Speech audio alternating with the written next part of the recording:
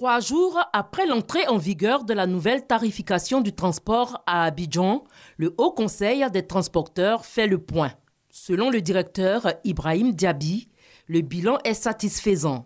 L'ensemble des communes au niveau du district d'Abidjan s'emploient donc à faire en sorte que la mesure soit appliquée.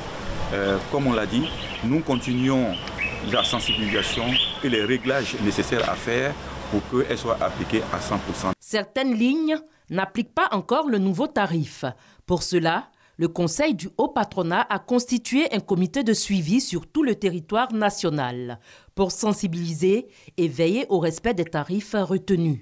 Nous avons ce qu'on appelle des équipes de veille, composées des délégués communaux qui sont avec des troupes qui sont composées des chefs de ligne, des chefs de gare, des surveillants, pour que véritablement la question de la pédagogie soit vraiment de mise. Le Haut Conseil des transporteurs entend poursuivre l'action de sensibilisation pour le bien-être des populations.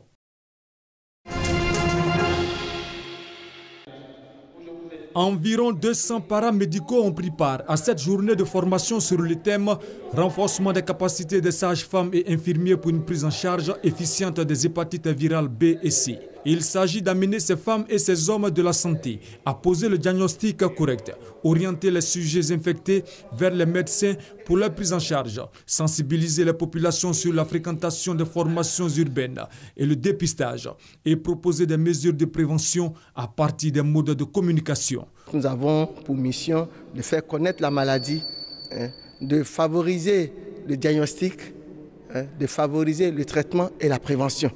Donc on a fait des formations. Au départ, c'était d'abord les médecins, d'abord les spécialistes, ensuite les généralistes. Maintenant, on s'attaque aux paramédicaux qui sont les premières personnes à voir les malades. Nous savons que pour pouvoir lutter efficacement contre une maladie, il faut avoir les connaissances requises pour pouvoir parler de la maladie et proposer les moyens de lutte. Donc la formation était indispensable. Les participants sont unanimes quant à l'importance d'une telle formation et son impact sur les populations. On n'apprend pas tout à l'école et on a besoin de ce genre de formation, se mettre à niveau et être performant. Et aujourd'hui, avec le dépistage et surtout les vaccins qui sont disponibles et d'autres traitements, on pense bien que l'hépatite ne devait pas être une calamité pour la population. Une séance gratuite de dépistage de l'hépatite virale a été initiée en fin de formation.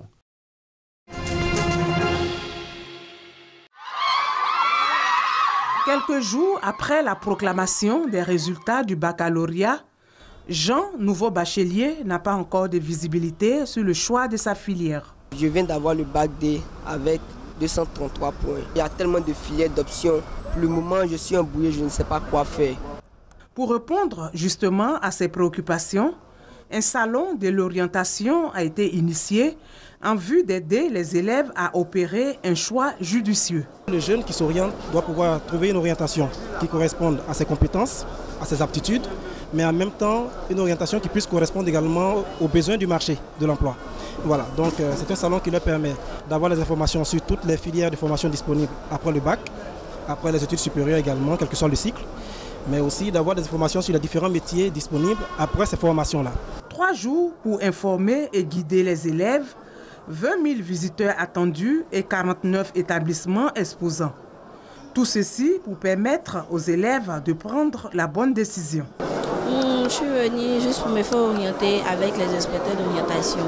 En tout cas, ils ont dit que c'est comme j'ai fait un bac technique G2, donc c'est mieux de continuer en comptabilité. Là, ça va plus être avantageux à mon égard.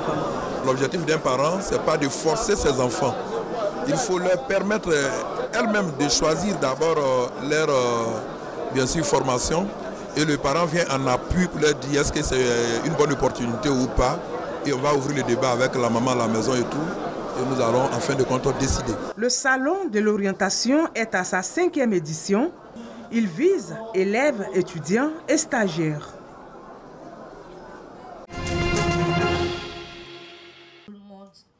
Que la jeunesse musulmane s'engage à mieux se former et à apprendre les principes fondamentaux de l'islam afin d'éviter toute forme de radicalisation et de manipulation. que les jeunes musulmans s'attellent à enseigner et à appliquer l'éthique islamique afin de prévenir et de lutter contre les fléaux sociaux tels que le phénomène des microbes, le grand banditisme, la consommation des substances nuisibles. Ce sont entre autres résolutions et recommandations faites à Grand Massam au cours de la 28e édition du Séminaire national de formation islamique de l'Association des élèves et étudiants musulmans de Côte d'Ivoire, AMC. Durant 8 jours, les participants ont reçu une formation morale, spirituelle et managériale à la lumière du Coran et de l'enseignement du prophète Mohammed, prophète de l'islam. Notre belle structure, l'AMC, a exporté son savoir-faire dans toute la sous-région ouest africaine. Également, l'AMC a su créer un cadre d'éducation et d'échange pour les élèves musulmans de Côte d'Ivoire. Ainsi donc, le Séminaire national de formation islamique SINAFOA constitue l'une des principales activités de l'AMC en ce sens qu'il nous permet de réunir toutes nos forces et valeurs militantes.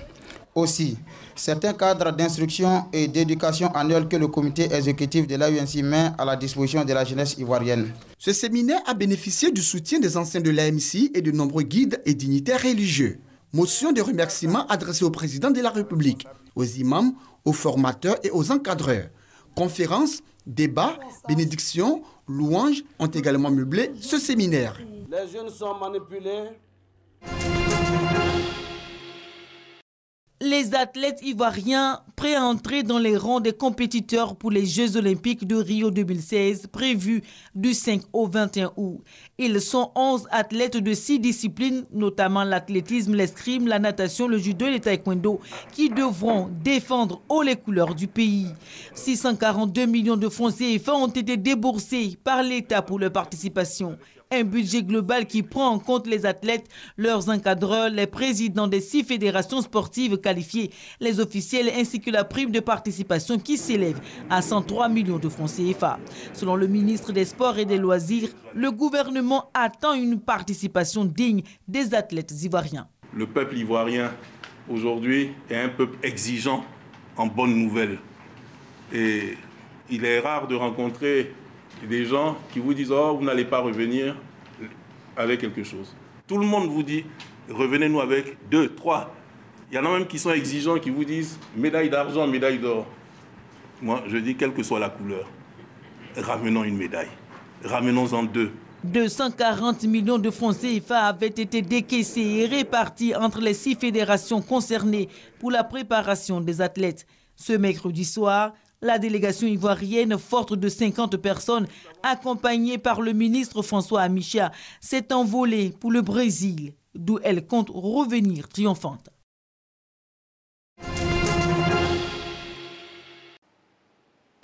Segun affine son service. Dans quelques jours, il décolle pour les Jeux Olympiques de Rio, où quelle que soit sa performance, il entrera dans la légende. À 41 ans, il est le premier Africain, tous sports confondus, à disputer 7 fois les JO. Un record qu'il assume en toute humilité. Dans ma tête, je ne pense pas que j'ai plus de 40 ans.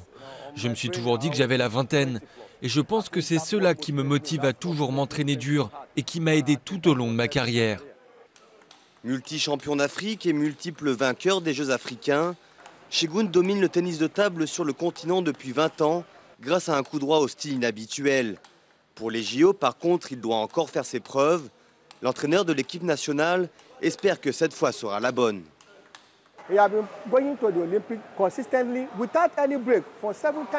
Il est allé aux Jeux Olympiques 7 fois de suite. L'avoir dans l'équipe nous donne un leader. L'avoir dans l'équipe signifie que le Nigeria prend le tennis de table au sérieux. Pour les matchs par équipe, Segun sera accompagné d'un jeune pongiste en plein essor.